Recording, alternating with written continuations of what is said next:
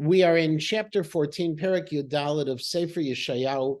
We're actually continuing for a couple of psukim the previous Perek. This is one of those examples where the division of the church of Sefer Yeshayahu is different than the division according to the Masorah. If you notice, after Pasuk Bet, there is a break in the text. It's a Parshas Dumah, and it really belongs to Perek Yud Gimel, because in Perek Yud Gimel, we began talking about the fall of Bavel, of the Babylonian Empire. Now, this was, as we mentioned a couple of weeks ago, it is a bit controversial among Christian scholars, primarily because Christian scholars have a very difficult time imagining that Yeshayahu would talk about the fall of an empire that hadn't even risen yet. Whereas we have no problem saying he was a prophet, and therefore he could prophesy about things that didn't happen yet, because if you only prophesize about things that happened already, you're not much of a prophet. So as a result, this is something that's well off in the future. Bavel is not a major force in the world yet, but the downfall of Bavel is Yud Gimel. The beginning of this perek is going to talk about the salvation of the Jews as a result of the downfall of the Babylonians. That's a couple of psukim. And then we're going to enter into a very interesting, long victory poem, almost a song that is deriding and mocking the Babylonians for what they thought they were. And I was talking about, you thought you were so great. Ha ha, look what happened to you. And the Navi is going to have a very good time with them over the course of about 18 psukim doing in that. Then that's from Gimel to Chaf Aleph, from Chaf Bet to Chaf Gimel. What's going to happen? It's going to be repeating the Gzardin, the ultimate decree of the downfall of Bavel. Chaf Dalet to Chaf Zayin is then going to refer to the promise of the defeat of the Assyrian Empire. The Assyrian Empire preceded the Babylonian Empire. And then finally, we're going to end off with also the defeat of the Philistines. So it's almost a backwards historical viewpoint in the sense. Bavel is going to be the later one. Ashur is before. And there are some, for example, in modern scholars, even within our world, within the Jewish world, some of the modern scholars who suggest that this downfall of Bavel that's being described is actually probably closer to a downfall of the Assyrians in some ways, because some of the descriptions, the king of the Assyrian, Sargon, we have a lot of his things in the Oriental Institute. Sargon, for example, was defeated in battle, and his body was never buried. And we talk about the king who's going never to be buried. And they try to explain how it's possible to view the Assyrians in some way almost like the Babylonians, why Bavel and Ashur could be the same monarchy in some ways. But the vast majority of our Meforshim say, no, this is Bavel of Bavel. And while it may have happened historically, some of the descriptions here of the downfall of Bavel may have also applied to some of the kings of the Assyrians. That's nice. It also applied to them. It didn't just apply to the Babylonians. And then we end up again with the Philistines at the end of the picture. Now, let's get started with Perek Yudalit, Pasuk Aleph. And this is once again, after we talk about the downfall of Bavel, we're now going to talk about the salvation of the Jewish people. And so the pasuk starts very simply: Ki rachem Hashem et Yaakov, because God will have mercy on Yaakov, uvachar od b'Yisrael, and He's going to choose once again in Yisrael. V'nicham al admatam, and He's going to put them on their land. In other words, keep them. Hanicham in this case is almost like allow them to be at rest in their land. Now, the interesting piece of all of this is the two words, Yaakov and Yisrael.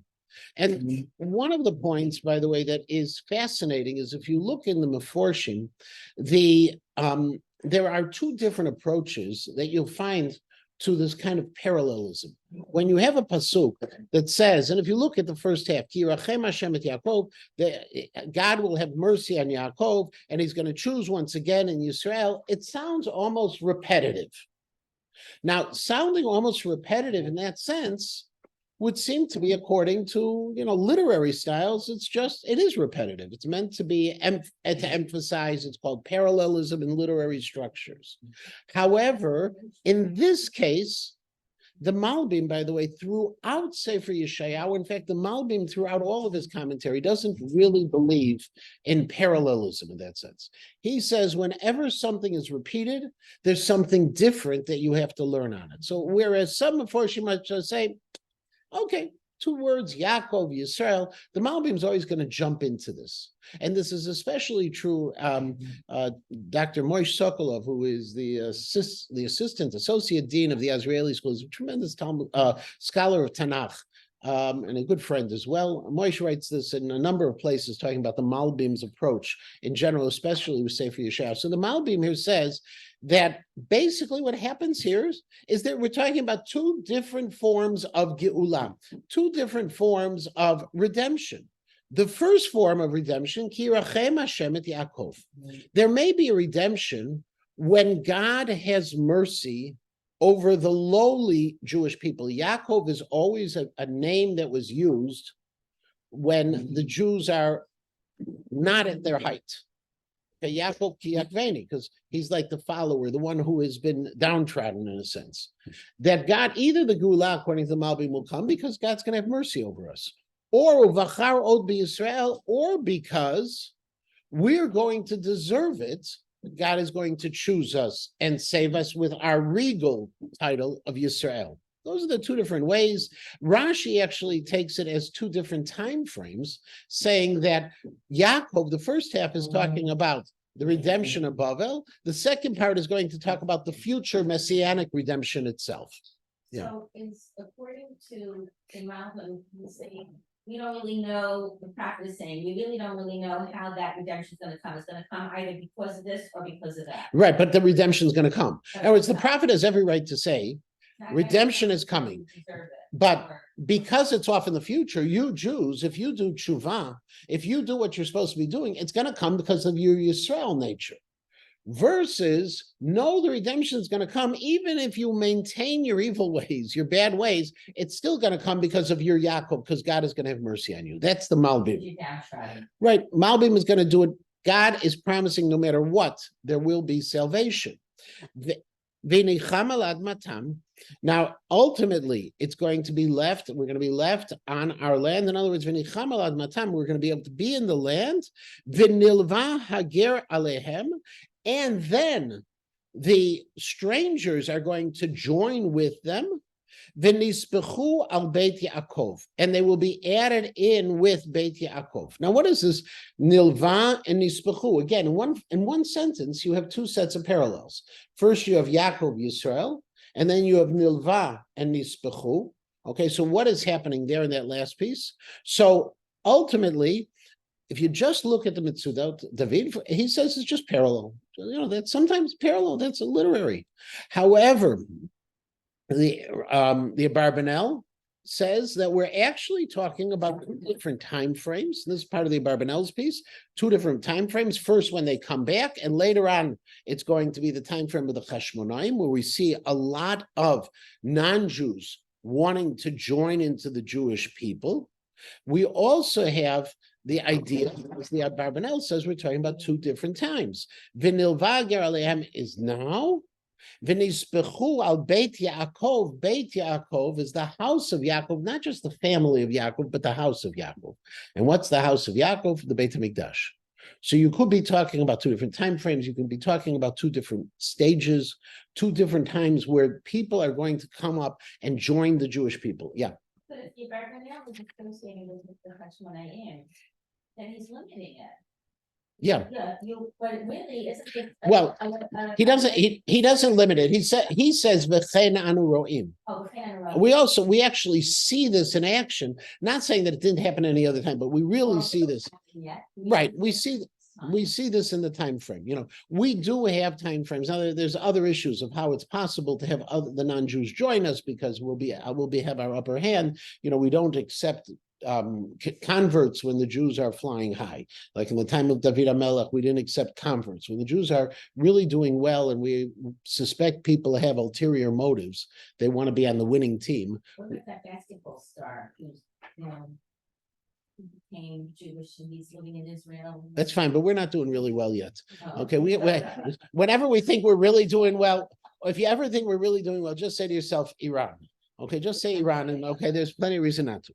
Now, so we have these two parallels. Ultimately, redemption, we're going to become more popular. Ulekachum amim vevium el mikomam. The non-Jews, the nations, are going to take them and bring them to the land of Israel. Now, what does that mean? Well, if you remember, when the Jews began their return, and we learned this in Sefer Ezra and Nehemiah, Cyrus, the Persian king, actually was helpful for the Jews to come back to Eretz Yisrael after the Babylonian exile, was helpful for the Jews. He provided for them political, military, and financial support, economic support, to be able to rebuild. And therefore, when that happens, people are going to join in. Now it says amim, it's not just nation, because according to the Ibn Ezra, all the rest of the nations are going to say, whoa, the mighty Cyrus, who's the head of the largest empire in the world, is helping the Jews. We better jump in on this one as well. Huh? No, Cyrus is the first king. You're talking about the Medrash that suggests that Darius was the son of Esther. The only problem, historically, that's a very difficult issue to deal with. And then, Vitnachalum Beit Yisrael al admat Hashem la'avadim v'lishvachot. That first we're going to get them as these people are going to come, and those people who are helping us from other nations are going to join with the Jewish people, but they're not going to be able to convert. They're not going to be able to join as Jews, because this is, again, that moment of glory of the Jewish people when we won't accept Jews. So we'll accept them like avadim and shvachot, as servants, if they want to join with us. Vehem shovim l'shovehem v'radu benogshehem. Vayu shovim l'shovehem v'radu benogshehem. That ultimately the Jews who are returning to Eretz Yisrael following the dispersion, following the downfall of the Babylonian Empire, they will ultimately be ones who are going to capture their former oppressors, that's a good word for it, okay, and they will ultimately be beating down. They're going to be ruling over, Radu is to rule over the people who had once ruled over them. That's the Geula. So these two psukim lay out for us that following Bavel, the Jews are going to come back to Eretz Yisrael. They're going to be able to build the Beit HaMikdash. They will be once again respected. The non-Jews will help them. They will be able to accomplish great things. And it's a promise whether we deserve it or not, which is about as comforting of a promise as you can get. I'm going to give you a reward whether you deserve it or not. Beautiful. Now we're getting into the second part. Really, that kind of ends off last parak. Last parak, we talked about the downfall of Bavel, and we said, okay, now the downfall of Bavel, Jews are going to rise up. Now the Navi does something very interesting, and he enters into this song which is mocking the Babylonians, and talking and really making fun of what they thought they were. They got their comeuppance. And this is going to lay it out for you. V'hayabayom, and it's going to be on the day Hiniach Hashem lecha, when God has given you the rest. Now that day is going to be, okay, when God goes ahead and brings you back from Bavel, me'atzbecha umiragzecha, it's going to be from your sorrow and from your roges, someone's in Yiddish, everyone knows what broiges, right? Broiges comes from the Hebrew word roges. Roges means you're shaking, you're so angry, you're shaking like that. Here it just means from your shuddering. Okay, so it's going to be, but it's going to be God is going to bring you back from that state which you had been in. Now, he explains that Otsev is always something, a feeling, which we would normally say sorrow, or you're sorry about something. Otsev is always something, an emotion you have when you're missing something, when something is lacking. Davar chaser v'ne'evad is his words. Roges is your emotional reaction to evil, to something bad that is happening to you. This is the Malbim explains this. And he says, okay, and both of them, he says, basically, okay, that both of these emotions are what upset us from our sense of calmness in life, where we're feeling secure and calm. And also, God is also going to relieve you from the servitude, from the hard work that you had been made to work. Now, the hard work, again, is generally talking about either you were enslaved or you were overwhelmed with the taxes of an oppressive nation. Remember, nations would often provide taxes. There were two kinds of taxes. There was the taxes, in this time of history, more often than not, where taxes were money, okay, that you had to pay money. Earlier taxes were labor taxes, that you had to provide people to work. In Egypt, that's why the Jews were able to be enslaved by Pharaoh, because initially the tax he imposed on them was, I need workers. You have to provide for me workers. It wasn't an initial enslavement. It was something that was accepted among the nations. But when it's overwhelming, it's what's causing all of your troubles. V'nasata hamashal hazel melech Bavel. And then what you should do when things have moved, then v'nasata. Now, what does v'nasata mean in this concept? Nasata, you raise up your voice and you go ahead and you should tell this mashal, this parable about the king of Bavel, ve'amarta. And you should say the following: Ech shavat noges, shavta midaheva. He says, how is it that the one who had been oppressing us has shavat? Now, in this case, the word shavat, shavat, okay, how this thing that the oppressor stopped, okay, doing it. What was he stopped? Shavta madheva. Now, madheva is a unique word. We don't find it anywhere else in Tanakh. And so what's interesting about it is all of the Meforshim who try to translate it, what they're doing is they're trying to explain it from within context, because they don't know for sure what it is. So Rashi says, madheva might be that you're too haughty, okay, and you're doing too much negative. On the other hand, okay, madheva says maybe there's like a midrashic way of looking at it, that it's a compound word, midod v'haveh, from measuring, from all of the work that you were constantly counting against the Jews, in the sense of all they had to bring in. The Ibn Ezra says madheva, no, that actually is an Aramaic word. Dahav in Aramaic is zahav. Okay, and so it says that you stopped madheva from demanding all of the gold. How does Sansino translate the end of verse 4? From what? You see it? Okay, see. So he's following the Ibn Ezra. How does Art Scroll translate the end of 4?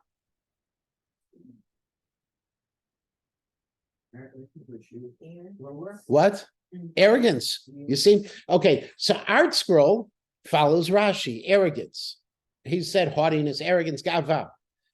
Sansino follows the Ibn Ezra, which once again is one of those great examples of how whenever you translate something, you're not just translating, because there's no such thing as a parva translation.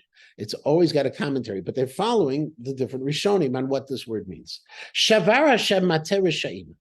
God has broken the mateh. Now, the mateh in this kind of case is, the mateh is something that you use, a staff you're using to rule over someone. It can be also the staff that you beat someone.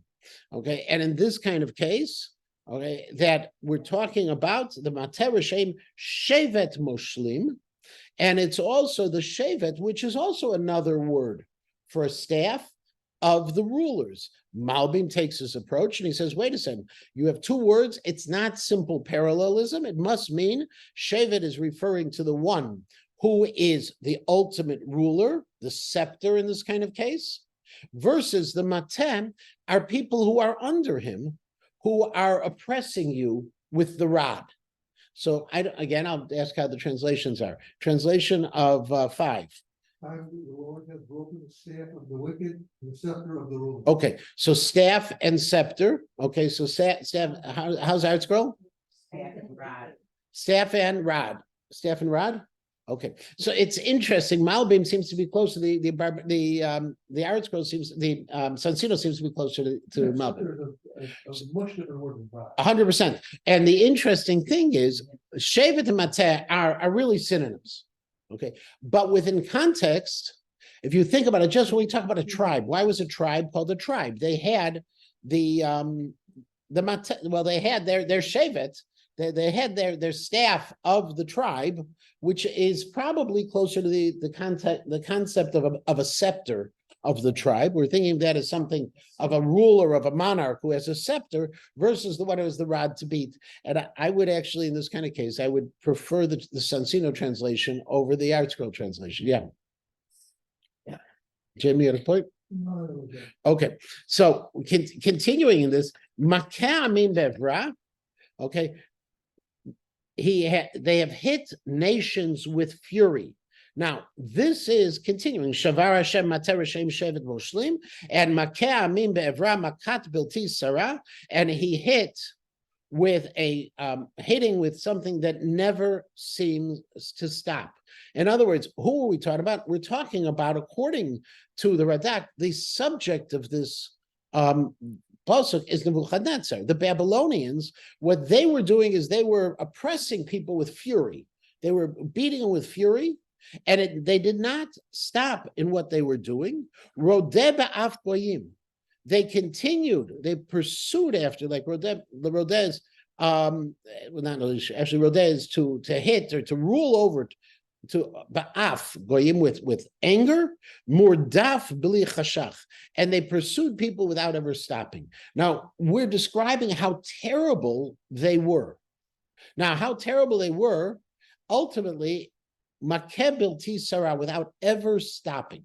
The Radak says that this is talking about the fact that not only was Nebuchadnezzar an oppressive ruler, but even his children were oppressive rulers. They never stopped. The Mahari Kra says, no, a makat bilti sarah means it's the kind of wounds that he was inflicting on people that would never be able to heal. It was a makah that never ended. Not the person was continuing to hit, but rather the wound itself. And the Malbim says that it was a makat bilti sarah. It was an oppression that had no reason behind it. There was no purpose in the extent of their evil. They were doing it so horrifically to continue to do it. Now, ultimately, we say that they were chasing after B'li Chashach, meaning they're continuing the way the Babylonians ruled. The Babylonians ruled, they were merciless in their rule, and they continued. And in fact, when they fell, Broshim Samchu Lecha, Arzei Levanon Me'az Shachafta. Both the broshim are pines. There's another kind of word that sometimes uses a boxwood. I may have skipped the pasuk. I'm sorry. Oh, I'm sorry. Nacha shakta kol haaretz. However, when you died, when the Melech Bavel Nacha rested, okay, then shakta kol haaretz. All of a sudden, the entire land became quiet. Now, there's a question about who is the one who's dying here. Okay, according to the Radak, that this is talking about Belshazzar. Belshazzar, if you remember, this is the time of Daniel. We learned about Belshazzar being killed. Belshazzar, when he fell, that was originally then, at that point, was Darius the Mede took over for him, which began changing empires and rules. However, there are others who say that this is still talking about the empire without a specific. It's as if when the empire fell itself. Radak's approach is probably the easier. Nacha, when you died, shakta kol haaretz, patzchu rinam. And at that point, people began to rejoice. Now, patzchu is an interesting word. Patzchu is related, the shoresh obviously is pei tzadichet.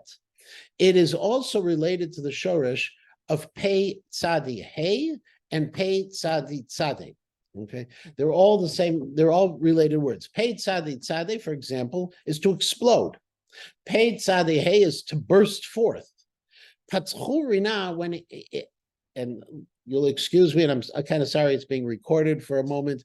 If you remember the scene for a moment in The Wizard of Oz when the witch melts away, and all of a sudden everyone bursts out in song, "Ding dong, the witch is dead."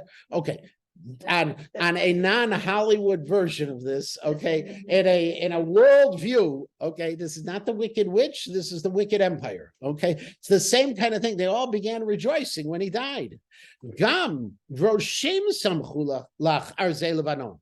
Not only did people begin to rejoice, but also the trees began to rejoice. Now, a brosh is a kind of a pine. I've seen it also translated as boxwood. I don't know what boxwood is. I do know. No, the cypress is arzes, the next phrase. There's two kinds of trees that are mentioned here. No, that's a cedar. Oh, cedars, I'm sorry. So cypress, okay, cypress, and it's brosh. We're pretty sure nowadays. Yeah, pretty sure nowadays, broshim samchulach, that we're talking about a pine tree, and arzei levanon, also the cedars of Lebanon, are all rejoicing. Now, why are they rejoicing? Why would trees rejoice at the fall of Nebuchadnezzar? Okay, now, interestingly, two of the Mefarshim take a fascinating approach, and we're literally talking about trees. Why should trees rejoice? Trees rejoice, according to the Ibn Kaspi, because Nebuchadnezzar was also this magnificent builder. He was building palaces and he was building all sorts of structures. And as a result, when the big builder stops, all of a sudden the trees are not being cut down in the same extent. So they're having a good time. The Ibn Ezra takes a different approach. Ibn Ezra says, no, these trees that he was constantly cutting down, the reason why the trees are so happy, were part of his approach of conquest. He was building sieges around cities, and he was building the ramps to overcome their fortifications. So this was part of his military plan. It wasn't part of his monarchy in the sense, it was part of his military plan. On this one, however, the Targum Yonatan and Rashi take more of an approach, there's more of a parable, which is really what we introduce this as. Whichever way it is, it's still a parable sense, because trees obviously are using anthropomorphic terms. Trees are not rejoicing. But Targum Yonatan, and then quoted by Rashi, says no. The difference is we're talking about two different kinds of people. The people who are referred to as broshim, those are the rulers.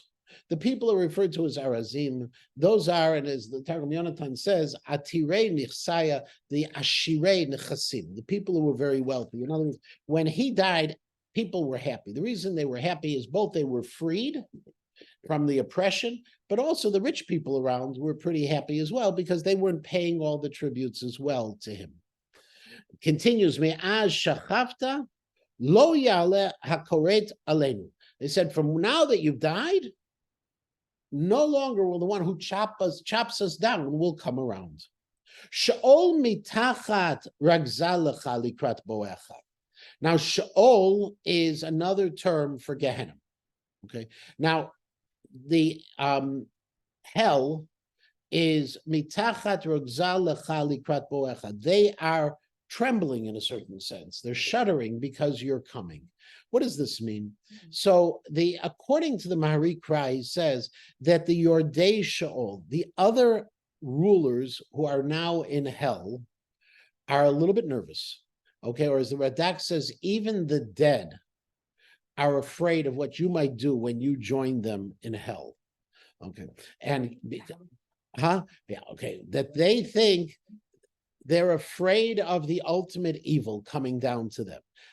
Again, I'm not really good on this, okay, but I would suggest to you that if you could imagine what we're trying to draw a picture here is, they're all miserable people down there, but the guy who had made their lives really miserable is about to join them. You don't deserve to come here. You No, they don't want him down there because they're afraid that he's going to do something to them as well. That he was just as he was miserable in his life, he's going to be miserable and oppressive in his death. That's the way the Meforshim take it. And in fact, the Malbim's a little bit explicit with this. Okay. The Malbim is a little bit, the Malbim's a little bit more explicit on this. And he says that they think he's coming down to hell to destroy them again. Okay. That's who he is.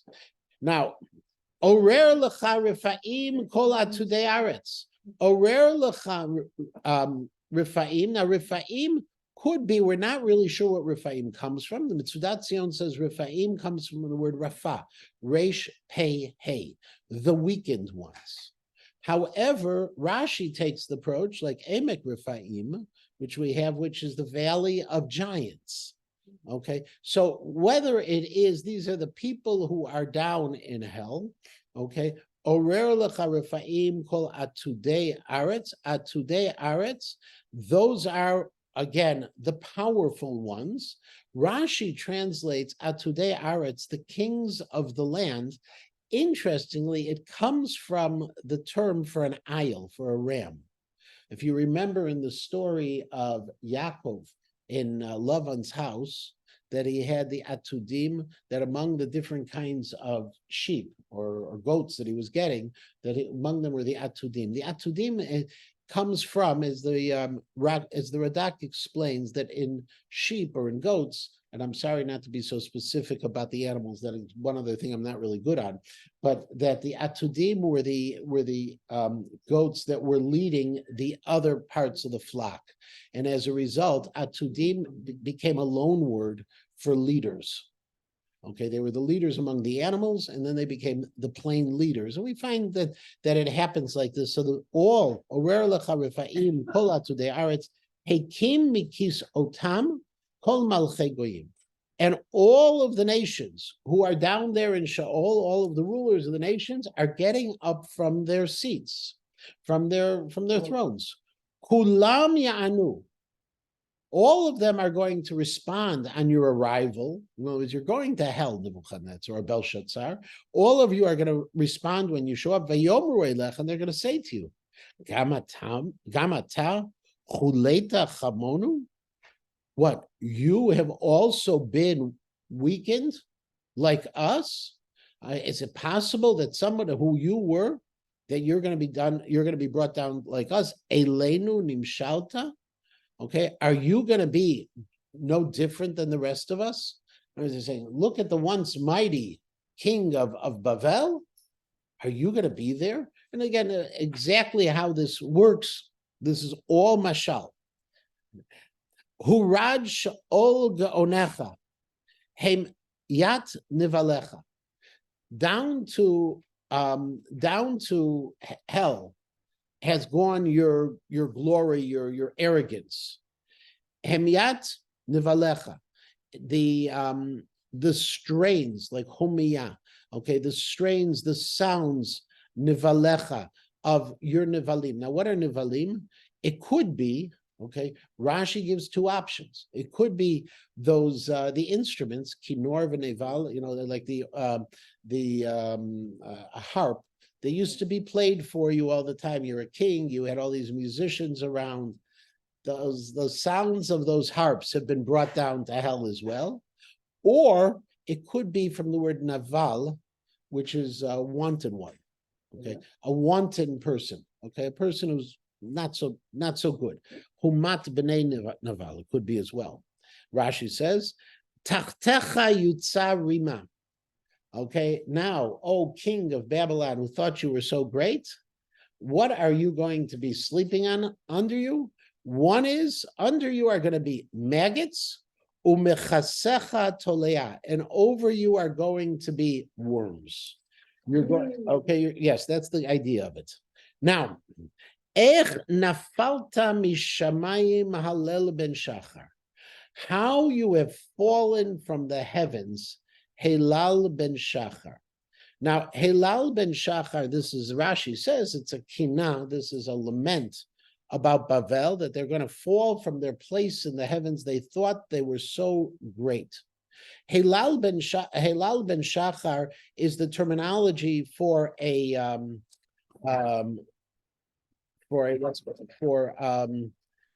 star that comes after the morning star. In the Chazal's terminology, the Hilal ben Shachar identified as Noga, which was another term for Venus, which is how we call the planet of Venus.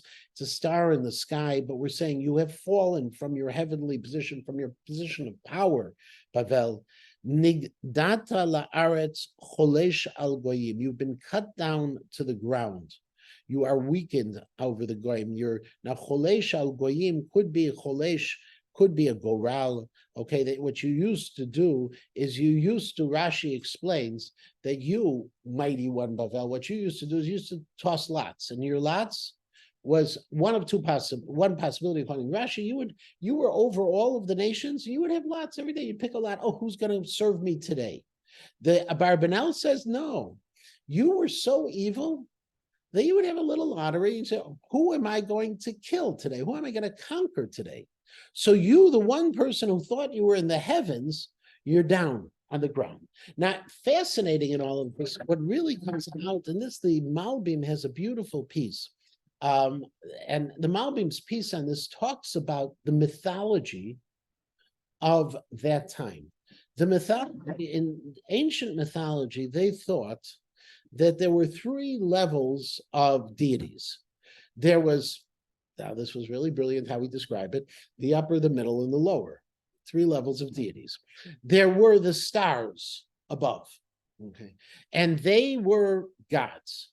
Then you had what were called the B'nai Elim, who lived on the earth on mountains. Think of almost like in Greek and Roman theology, Mount Olympus. Think, okay, you had the gods who lived on the mountains.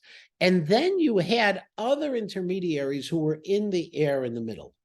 And so when we start these next few psukim, what's going to happen in these next few psukim, explain the Malbim, is the Navi is going to play off of their beliefs, the pagan beliefs of the different things. We're going to start out with the star in the heaven, the Hilal ben Shachar. That's coming down. You thought you were over there. They thought, in the ancient world, explains the Malbim, that the king was divine. And the king could decide who to rule over of those upper, the middle, or the lower. The king was located for purposes of his monarchy, he was located on the earth. He was like one of the mountain dwellers of the deities, of those gods, but he could rise above the clouds and he could become among either the ones in the heavens or even the ones in the stars. He could have any of those powers. So watch. You've fallen out of the sky. You thought, O king, that you're going to go ahead and you're going to rise up to the heavens. That was your plan all along. You said to yourself, I'm going to go up above the Kochvei El, above. This, in this case, according to Rashi, he explains, it's the Kochvei Yisrael. I'm going to be higher than the stars of the Jews. Ve'eshev Bahar Moed B'Yarketei Tzafon, and I'm going to stay on the mountain where they are B'Yarketei Tzafon. Now, Shadal, Reb Shmuel David Lutzato, on this explains that Har Moed comes the word Moed from the word Va'ad. Va'ad means a meeting place. It's the mountain of the meeting place. B'Yarketei Tzafon, in the extent of the to the north. And he says it is a place you thought you were going to be on a mountain like the gods were on the mountain. And he says it's very much, Shadal says this is imagery very much like we found with Mount Olympus. Same kind of concept. You thought that's who you were. You thought you were a god. Rashi, however, says that this is referring that you thought you were going to be the place where the Jews come together, the mountain of the Jews being Abi Beit HaMikdash. You thought you were going to be there. E'eleh al b'motei av. You thought I was going to rise up on the back of the clouds, edameh le'elyon, and you thought you were going to be able to be just like a god yourself. Okay, I'm going up on the clouds. This is what he thought. This fits into the mythology of the time. Okay, Rashi says he thought actually that Nebuchadnezzar thought to himself, these human beings are so much beneath me, it's not worth my time staying there. I'm going to become a full-fledged God. I thought I was comparing myself to God. Okay. Interestingly, Elyon, Shadal says he thought he was going to be one of the Elyonim, one of the gods. It shouldn't be understood that he was going to be the God, because in their mythology, they didn't have a God. They had multiple gods. So Elyon is not that I'm going to take over for God, but I'm going to be one of the gods, is the way he just explains it. And nevertheless, Ach El Shaol Turad Vel Yarketei Vor. Well, guess what? You thought you were going up. I'm telling you, you're going down. You're going down as far as you can possibly go. Ro'echa elecha yashgichu. The people who see you, yashgichu, will pay attention, will oversee you. Elecha yitbonenu, and they're going to really pay attention. Now, there are three verbs here. Ro'echa yashgichu yitbonenu. Okay, so the Marikra says that those three verbs, which are pretty close, to see something, to oversee something, like hashgacha, Okay, and to also understand something. They're all very similar, but the Marikra says, those who had seen you in your greatness, they will really understand when you're going down into hell. Adds the Ibn Ezra, Yitbonanu, they will then understand from this a way to behave. You're going to see, you're going to really notice, and then you're going to learn from it, basically. Hazai ish margiz haaretz. Was this the person, this guy now who's dead in hell, is he the person who made everyone tremble, shake, mar ish mamlechot, who was able to make nations fear him to that extent, who created that? Sham tevel kamidbar, Sam tevel kamidbar, ve'arav haras. This is the person who took the earth and made it into a desert. And he destroyed cities. Asirav lo fatach baita.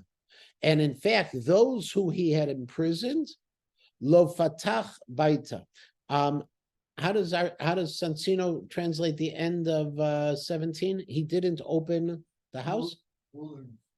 No, after the wilderness. Did not open the house of his prisoners. How does ArtScroll translate it? Would never release his captives. Would never release captives. Good. Okay. So interesting, the Abarbanel says that ultimately, lo patach baita means that the people who were ever put in prison never were let out. They were never able to open the door to get out of the prison itself, which sounds very much like the ArtScroll translation. Kol malchei goyim kulam shachvu bechavod ish beveito. When the ruler of Bavel died, then all of the rest of the goyim, all of the rest of the nations were able to lie down with honor, each person in his own house. Okay, that's Rashi, the way he explains it. Okay, however, the problem is, Ish Beveito, according to Rashi, Ish Beveito really is talking about B'kavod Beito, that the other rulers who had died were now able to be calm. The Abarbanel says, wait a second, Bayit is never a reference to a grave. And so it doesn't make sense that this is the way we're explaining it. Actually, that it could be that this is talking about something we had learned about in Sefer Daniel. That in Sefer Daniel, we learned about a fact that there were 7 years where Nebuchadnezzar went mad. And he took on the behaviors of a wild animal itself. And so it says that according to the Abarbanel, what this piece of the Nebuah means is that any other ruler, whoever took ill, they took care of him at home. However, you, Nebuchadnezzar, when you went mad, you were banished from your house and you were forced out. Vata, as the pasuk says, hashlachta mikivrecha kenetzer nitav. You were thrown out like a sapling that was despised. Here Rashi talks about the same idea as the Abarbanel said, levush harugim mitoanei charev. You were wearing the clothing of a person who has been killed, a person mitoanei aretz, a person who was stabbed, charev, a person who stabbed with the sword. Your day el avnei vor kefeger. You have gone down into the stones of the pit, kefeger, like a corpse, muvas, that's been trampled on. In other words, your final days are horrific days. You're going to be just left there. You're not going to find a burial place. You're not going to have any rest. Lo techad itam bikfura. You're not going to be able to be, Nebuchadnezzar, you're not going to be able to buried like anyone else. Ki artzecha shichat amcha haragta. Because what you did, you destroyed your land, because Rashi says, because of all of the work you imposed on it, you killed people without any reason. You just were killing on a killing spree. According to the Mari Kra, actually, what it means a little bit differently. It's not that you're not going to find your resting place because of what you did, but because of what you did, your people are going to be destroyed. In other words, you, Nebuchadnezzar, were so evil. Your evilness led to the other nations when they overwhelmed you, when they defeated you, that your people are going to be defeated. Lo yikarei leolam zera merim. Never, okay, will any of your children, okay, will they ever be zera mereim? Will they be an offspring that is going to be kept? Your children will also be destroyed. Hachinu levanav matbeach ba'avon avotam.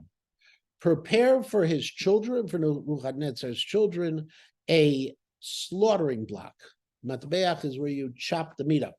Okay, Bal yakumu v'yarshu aretz, because they're not going to be able to ever rise up the next generation, and they're never going to be able to inherit the land, umalu f'nei tevel arim, or to fill the earth with cities itself. It explains the Malbim here that what's happening now is that they're going to be punished by avon avotam, right? We say the children will be killed because of the sins of the father being the Nebuchadnezzar, and they also will not have any future. So the punishment to the sons are both a past and a future punishment as well. V'kamti alehem, and now, at the end of all of this, that's the end of the song.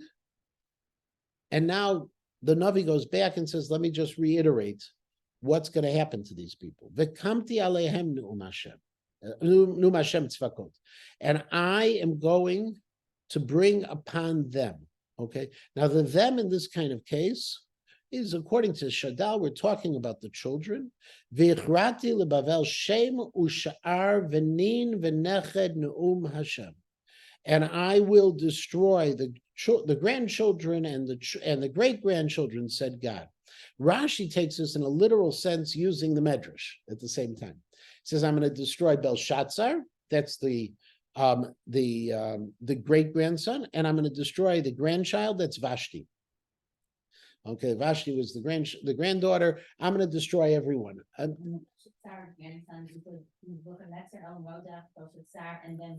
There was one more in between. One more. I always forget their names. There was one more. V'samtia lemorash kipod, and I am going to make Bavel into a morash kipod. Morash kipod is the inheritance. Kipod are hedgehogs, meaning it's like a desert place. If a total side note, when in Israel, when they came out with Sesame Street, okay, and the character in Sesame Street for the Israelis was Kipi Kipod. Was Kipi Kipod, was Kipi the hedgehog, because they were talking about a sabar. We're talking about that they are rough on the outside, or brittly on the outside, and on the inside soft. So Kipi Kipod. So it's a hedgehog. I'm going to make their land into the place of hedgehogs, which is desert land. Ve'agame mayim, in a place just of water. Ve'tiha b'mat'ate hashmed, and I'm going to take brooms and sweep them clean. Nu'um Hashem tzvakot. There'll be nothing left. There's a famous medrash, by the way, talking about these last few words, because when Chazal first came across these words, they really weren't sure of what they meant. And as a result, in the Gemara in Rosh Hashanah, it's one of the things that I'm trying to remember who it was, Rebbe's maidservant, she was the servant in the house, Rebbe's maidservant used this word for a broom. And because the Chachamim heard her using the word for the broom, they now knew the meaning of the pasuk.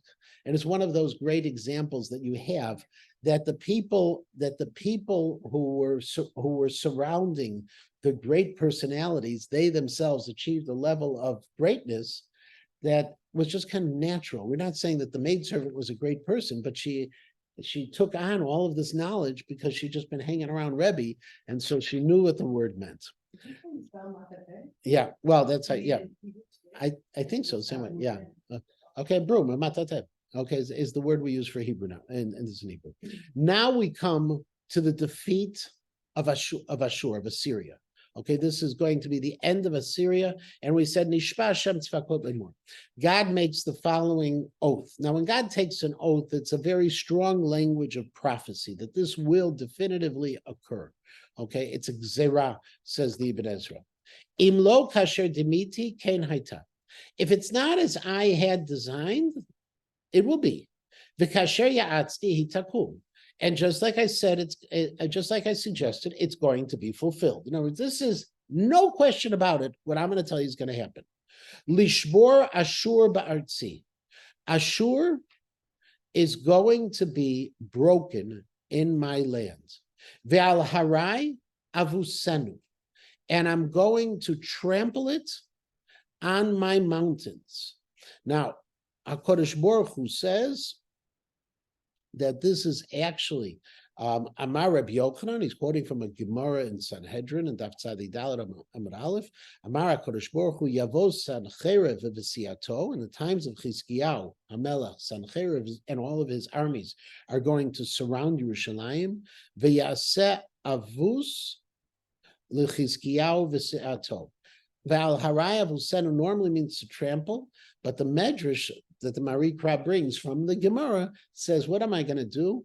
On my mountain, meaning Yerushalayim, I'm going to create for myself this storehouse or this manger of supplies. Because what happened when Sancheriv's army was miraculously destroyed and ran away from the siege of Yerushalayim, they left behind all of the supplies.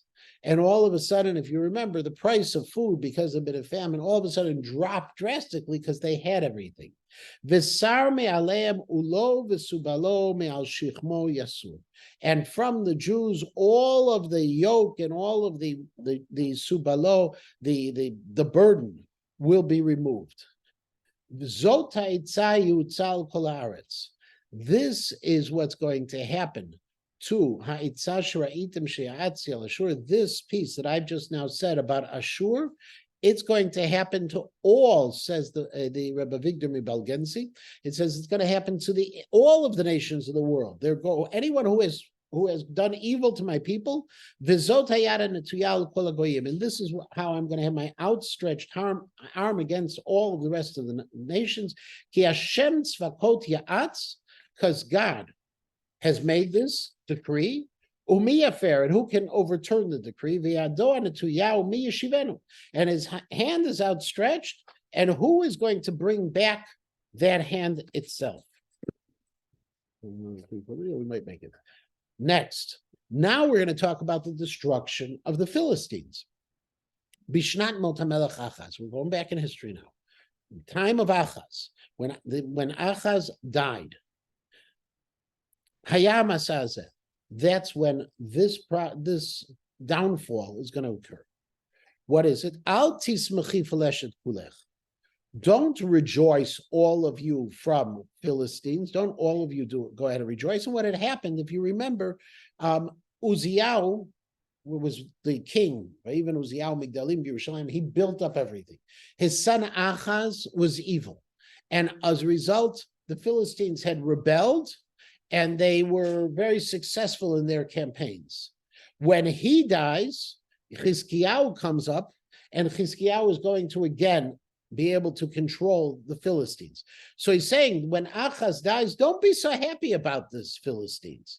Ki nishbar shevet makech, because ultimately that rod of yours that has been hidden is going to be broken. Ki mishorish nachash yetzet ufilios saraf me'ofef, because from the shorish, from the root of the origin of the snake, will come out a tsefa. In other words, Chizkiyahu, who is good, is going to come out from that snake Achaz, who allowed it to happen. A tsefa is another kind of snake. It's a snake that is very, very dangerous. Saraf ofirios saraf mo'ofef, and from it will be a serpent. How does he translate to? Probably serpent or something like that. Is the flying serpent? A flying serpent. Now, what does it mean a flying serpent? Okay, so the Radak says it is a snake that jumps from one place to the next. It's not literally a flying, huh? Some suggest that there is a suggestion of a lizard as well within it, but it's going to be something that's going to destruct.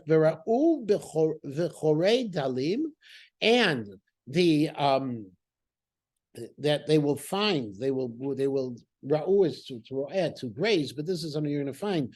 Those people who were the most impoverished, the evyonim levetach yirbatzu, they're going to all of a sudden find themselves secure once again. Vehemati berav shorshech, and I, HaKadosh Baruch Hu, I'm going to cause you to die of starvation, according to the Philistines. Usheratech yaharog, and anyone who still survives that initial plague of the Philistines, Chizkiyahu is going to come and wipe them out. He's going to kill them. So you think you're doing good right now at Achaz's time? Don't be so happy about it. Lahavdil elef havdalot. I was speaking on Capitol Hill to a congressman from the area about another congressman from the area who's not really good for Israel, who supports J Street and everything else. I said, when are we going to get rid of that congressperson? And the congressman said, don't be so quick to want to get rid of that person because you don't know what's around the corner. Okay, what's coming might be worse. So here, don't be so happy that Achaz dies. You don't know what's next, and HaKadosh Baruch Hu says, and I'm going to tell you what's next. It's going to be Chizkiyahu. Hey Lili Sha'ar Za'aki Ir. Okay, Hey Lili is from Yilala. Cry to sob the Sha'ar and cry out from the city. Why the Sha'ar? Because Shadal says they're going to see from their gates the enemy coming. Namog Peleshet Kulech. All of the Philistines are going to melt away, because from the north will come the cloud, and it's a cloud of dust rising from the enemies. No one's going to be able to get away from it. Now there's a machloket. Who's coming from the north? According to Rashi, he says Chizkiyahu is coming from the north.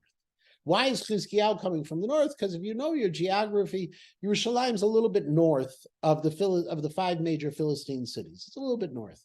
But we normally wouldn't call it north. You'd be saying it's from the east it's coming. So the Maharikra says, no. This is not only, don't be so happy because Chizkiyahu is going to take care of you. Nebuchadnezzar, when Bavel is going to come, they're coming from the north and they're going to destroy you as well. So who is the Tzafon? We don't know, but we do know clearly the Philistines are going to be destroyed. Umaya anem al achei goy, and what will the malachei goy ki Hashem yisad Zion? In other words, what are they going to respond? Those people who are the messengers of the nation being us, the shlichim of Chizkiyahu, says Rashi, ki Hashem yisad Zion. God went ahead and he established Zion uvayechasu aniyei amo, and there all of the people of the impoverished of our people, there they'll find the protection, they'll find the security. Aniyei amo. Rashi says that actually Chizkiyahu, if you remember, sent out an invitation to the other tribes to come join him. And so there we're going to find the Jewish people are going to be able to find their security and their salvation in Yerushalayim. We're going to stop right here. Next week, same time, same place.